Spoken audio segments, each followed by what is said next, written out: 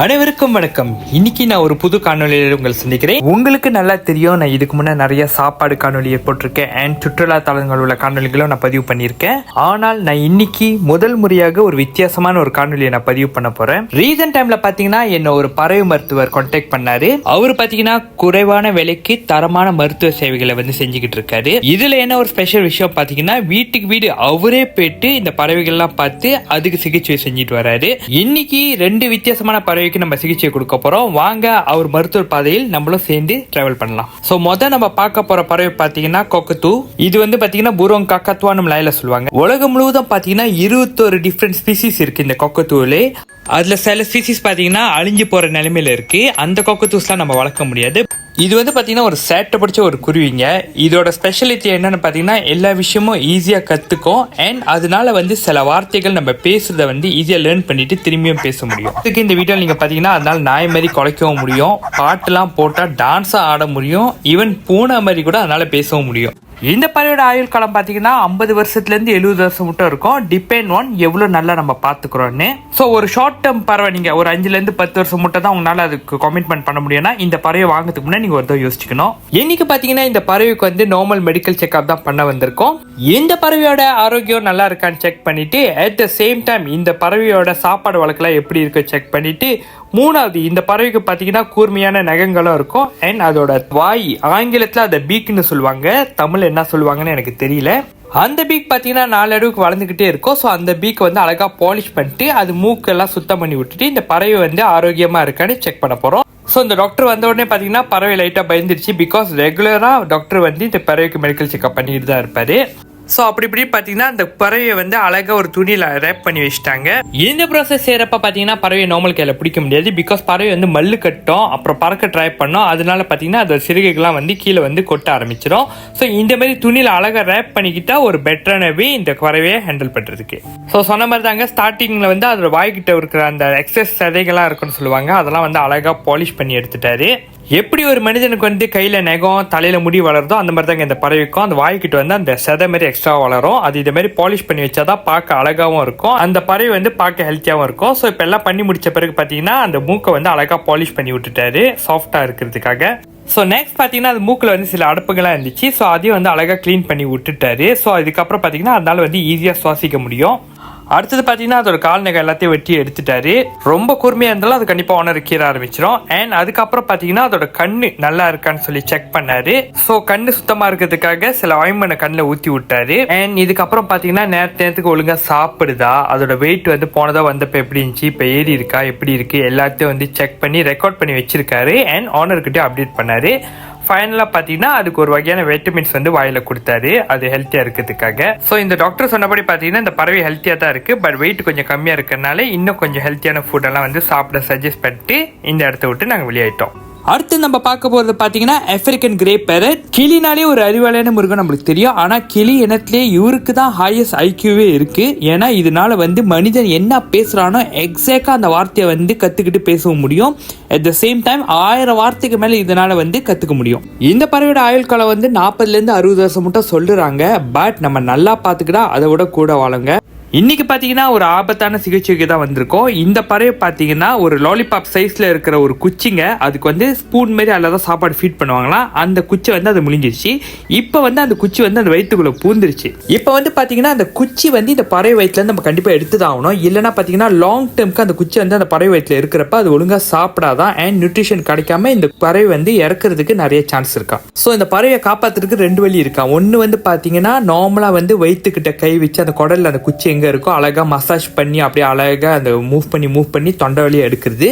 இல்லைன்னு பார்த்தீங்கன்னா ஒரு சர்ஜரி பண்ணி தான் ஆகணும். அந்த பறவையோட வாய்க்கீழ தொண்டை இருக்குல்ல, அங்கே ஓட்டை போட்டு டாக்டர் மூலியமா வந்து அழகான வந்து அந்த சீசர்ஸ் மாதிரி வச்சு அழகா அந்த குச்சி எடுத்தாகணும். ஸோ இப்போ வந்து த ஈஸியஸ்ட் வே முதல்ல வந்து அந்த ஊரோட் பண்ணி அந்த குச்சி எடுக்க ட்ரை பண்றோம். ஸோ வாங்க சக்ஸஸ் ஆகுதா இல்லையானே பார்க்கலாம். ஆக்சுவலி பார்த்தீங்கன்னா இந்த ப்ராசஸ் ரொம்ப கஷ்டமாக இருந்துச்சு. அந்த குச்சி வந்து ஒரு அளவுக்கு தொண்டைக்கிட்ட வரப்ப அந்த குறி வந்து திரும்பி இனிமேல் தொண்டையில் குட்டுது சொல்லிட்டு எச்ச முழுங்கி உள்ளுக்கு அனுப்பி விட்டுருது. ஸோ அதுக்காக என்ன பண்ணோம், கொஞ்சம் தண்ணி ஆட் பண்ணி அது வயிற்ற ப்ளோட் பண்ண வச்சோம். ஸோ அட்லீஸ்ட் கொஞ்சம் ஈஸியாக இருக்கும் எடுக்கிறதுக்காகன்னு. ஸோ இதெல்லாம் பார்த்துட்டு உங்கள் பறவைக்கு நாளைக்கு என்னாச்சும் முழுங்கிச்சுன்னா நானும் ப்ரொஃபஷனலாக செய்கிற சொல்லிட்டு வாயில் தண்ணி கிண்ணி ஊற்றிடாதீங்க. என் குறவையில் பிடிச்சி நசுக்கிறாதீங்க, கண்டிப்பாக உங்கள் பறவை செத்துரும். இதெல்லாம் வந்து ப்ரொஃபஷனலாக இருக்கணும். அண்ட் பல வருஷமாக இந்த ஃபீல்டில் இருந்து இதை கற்றுக்கிட்டா தான் இதெல்லாம் செய்ய முடியும். இந்த டாக்டர் பார்த்தீங்கன்னா இந்த பேர்ட் ஃபீல்டில் வந்து 7 வயசுலேயே வந்து இன்ட்ரெஸ்ட் ஆகி பழக ஆரம்பிச்சிட்டாராம். இப்போதைக்கு பார்த்தீங்கன்னா சுமாராக ஒரு 30 வருஷத்துக்கு மேலே வந்து இந்த ஃபீல்டில் இருக்காரா. ஸோ என்கிட்ட கேட்டிங்கன்னா இவர் ஒன் ஆஃப் த ப்ரொஃபஷனல் டாக்டரே கண்டிப்பாக சொல்லலாம். ஆக்சுவலி இந்த ப்ராசஸ் டைம் எடுக்கிறதுக்கு 2 ரீசன் இருந்துச்சு. ஒன்று பார்த்தீங்கன்னா இந்த டாக்டர் வந்து அழகாக அந்த வயிற்றுலேருந்து அந்த குச்சி எடுக்கணும். 2 அட் த சேம் டைம் அதோட தலையை வந்து ஒரு ஆள் அழகாக ஹோல்ட் பண்ணணும். அது தலையை வந்து ஸ்ட்ரெயிட்டான பொசிஷனில் வைக்கணும். அந்த வீட்டு ஓனரே வந்து கை வைக்கிறப்ப அந்த பறவை வந்து கடிக்க ஆரம்பிச்சிச்சு. பிகாஸ் அது வலிக்க ஆரம்பிச்சிச்சு. ஸோ ஒரு லிட்டரலி ஒரு அரை மணி நேரங்க இந்த ப்ராசஸ் போயிட்டு இருந்துச்சு. அரை மணி நேரம் கிட்ட நாங்கள் ட்ரை பண்ணோம். நானும் நினச்சேன் கண்டிப்பாக அதுக்கு எடுக்க முடியாது, சிகிச்சை பண்ணி தான் ஆகணும்னு நினச்சேன். பட் ஃபைனலாக டாக்டர் அழகாக அப்படி இப்படின்னு அந்த குச்சியை வெளியே எடுத்துட்டாரு. நீங்களே பார்க்கலாம் அந்த குச்சி எவ்வளோ பெருசாக இருந்துச்சுன்னு. இப்போ நான் வந்து என்னோட கையை எடுத்து போய் வைக்கிறேன்.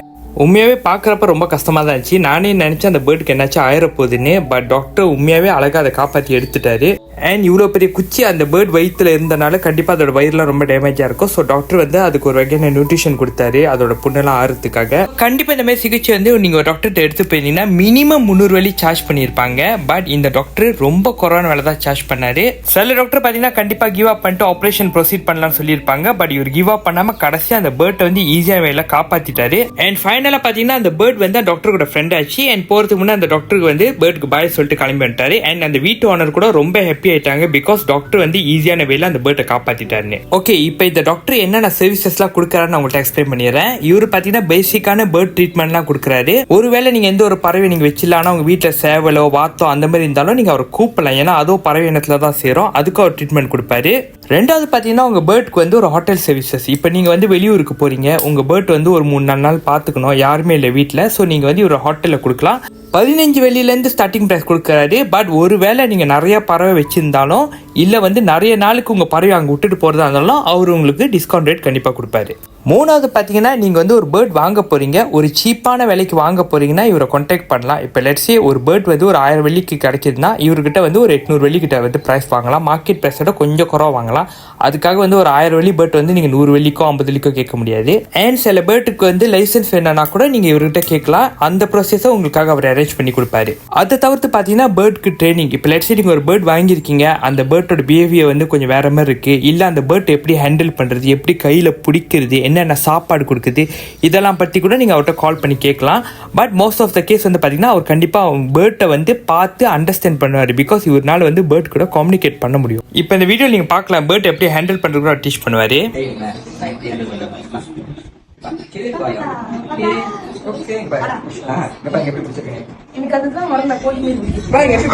அவன் நோம்பல கம்ஃபர்டபுளா இருக்கான். நீங்க நல்லா பாருங்க எப்படி பிடிச்சிருக்கேன். ஒரு கால் இங்க இருக்கு, ஒரு கால் இங்க இருக்கு. நான் உடம்போட அணைச்சி வச்சிருக்கேன், உடம்போட ஹக் பண்ணிருக்கேன். அப்ப உடம்போட ஹக் பண்ணோம்னா கம்முன்னு உட்காந்துருக்கான். கரெக்டா? அப்ப நீங்க பிடிச்சிட்டு உட்காந்துட்டு மடியில உட்கார வேண்டியதான். நீங்க எந்த சைடு கையை வாட்டமா இருக்கீங்க, எனக்கு இந்த சைடு கை சொத்து கை வாட்டமா இருக்கனால நான் இப்படி திருப்பிக்கிட்டு மடியில உட்கார வச்சுட்டு கையை பிடிச்சிட்டேன், மேல சாஞ்சிட்டான். ஆக்சுவலி இவரோட வீடியோ நிறைய இருக்கு. பட் வீடியோ லெங்க்த்தை கருதி நான் வந்து நிறைய விஷயத்தை அப்லோட் பண்ண முடியல. கண்டிப்பா இவரோட சேனல்ல போய் நீங்க பாத்தீங்கன்னா நிறைய வீடியோஸ் போட்டிருக்காரு. நீங்க கண்டிப்பா அதை பார்த்து நிறைய விஷயம் லேர்ன் பண்ணிக்கலாம். ஸோ இதை விட மோஸ்ட் இம்பார்ட்டன்ட் திங் பாத்தீங்கன்னா இந்த சிகிச்சையை வந்து உங்க வீட்லயே வந்து கொடுக்குறாரு. இப்ப ரொம்ப பேர் பாத்தீங்கன்னா பறவை வந்து காலில் எடுத்துட்டு வரப்ப ஒருவேளை தவறதை ஹேண்டில் பண்ணிட்டு அந்த பறவை பறந்து போக கூட சான்ஸ் இருக்கு. இல்லை அவங்கள்ட்ட காடி இல்லை மோட்டர் பைக் தான் இருக்குன்னா மோட்டர் பைக்ல தான் எடுத்துட்டு போனோம். பட் இவர் வந்து என்ன பண்ணுவாருன்னா டைரக்டா நம்ம வீட்டுக்கே வந்துருவாரு. ஸோ நம்ம எப்போ ஃப்ரீயா இருக்குமோ இவருக்கு ஜஸ்ட் ஒரு கால் பண்ணி டாக்டர் வீட்டுக்கு வாங்கின இருக்க சொன்னீங்கன்னா கண்டிப்பா வந்துருவாரு. அண்ட் இவரோட பேசிக் சார்ஜஸ் பாத்தீங்கன்னா 50 வெள்ளிலேருந்து ஸ்டார்ட் பண்ணுதுங்க. இந்த 50 வெள்ளி இன்க்ளூடட் உங்க இடத்துக்கு அவர் வந்து உங்க பேர்ட்டுக்கு வந்து ஒரு வேளை நகம் வெட்டி விடுறதோ, இல்ல மூக்கு சுரண்டி விடுறதோ, இல்ல வந்து லெட்ஸ் அதோட ரெக்க கிட்ட வந்து ரொம்ப பறக்குது சொல்லிட்டு லைட்டா ட்ரிம் பண்ணி விடுறதோ, இதெல்லாம் சர்வீசஸும் சேர்த்து தான். பட் பிரைசஸ் ஒரு வேலை விலையும் மாறலாம். இன்கேஸ் உங்க பறவைக்கு வந்து கையில காலில் புண்ணு இருக்கோ, இல்ல தொண்டையில நினைச்சு புண்ணு இருக்கோ, அதுக்கு மருந்து தேவைப்பட்டுச்சுன்னா இந்த மருந்துலாம் அவர் கொடுக்குறப்ப அவர் எக்ஸ்ட்ரா சார்ஜஸ் பண்ணாதான் செய்வாரு. பிகாஸ் மருந்து வந்து அவருக்கும் ஃப்ரீயா கிடைக்கல, அவரும் கடையில கையிலேருந்து காசு கொடுத்து தான் வாங்குறாரு. அண்ட் லெட்ஸ் சே பார்த்தோம்ல இந்த மாதிரி ஒரு தொண்டையிலேருந்து எடுக்கிற இந்த மாதிரி சிகிச்சைலாம் வந்துச்சுன்னா அதுக்கு லைட்டான சார்ஜஸ் அவர் கண்டிப்பாக வாங்க தான் செய்வார். பட் பயப்படாதீங்க, கண்டிப்பாக ப்ரைஸ் வந்து ஓவர் எக்ஸ்பென்சிவாக இருக்காது. நான் கண்டிப்பாக கேரண்டி பண்ணுறேன் இது. இப்போ லெட்ஸ் சே உங்கள்கிட்ட எந்த ஒரு பேர்ட்ஸும் இல்லை, பட் இந்த அண்ணனுக்கு நீங்கள் சப்போர்ட் பண்ணணும்னு நினச்சிங்கன்னா கண்டிப்பாக இவரோட டிக்டாக் சேனல் நான் கொடுக்குறேன். நீங்கள் கண்டிப்பாக அவரோட வீடியோஸ்லாம் போய் பாருங்கள், அவரோட ப்ரொஃபைலை போய் ஃபாலோ பண்ணுங்கள், லைக் பண்ணுங்கள். ஸோ உங்களோட ஃபாலோவர்ஸ் உங்கள் ஃப்ரெண்ட்ஸ் வந்து அதை பார்த்துட்டு அவரை கான்டாக்ட் பண்ணலாம். ஸோ இந்த வேல வந்து நீங்கள் கண்டிப்பாக அவருக்கு ஹெல்ப் செய்யலாம். ஸோ இதான் ஒரு டிக்டாக் ஐடி, முடிஞ்சா போய் ஃபாலோ பண்ணி அவர் சப்போர்ட் பண்ணுங்க. 2.0ல ஒரு ஃபிக்ஷனல் கேரக்டர் அக்ஷய்குமார் இருந்தாருங்க, பட் நான் ரியல் லைஃப் அக்ஷய்குமாரே பார்த்தேன். ஸோ கண்டிப்பாக பரவி வச்சிருக்கவங்க இவர் சேவையை வந்து நாடுங்க. இவரோட கான்டாக்ட் டீட்டெயிலும் டிக்டாக் ஐடியும் நான் ஷேர் பண்ணுறேன். அண்ட் முடிஞ்சா ஒரு டிக்டாக்கை ஃபாலோ பண்ணி சப்போர்ட் பண்ணுங்க.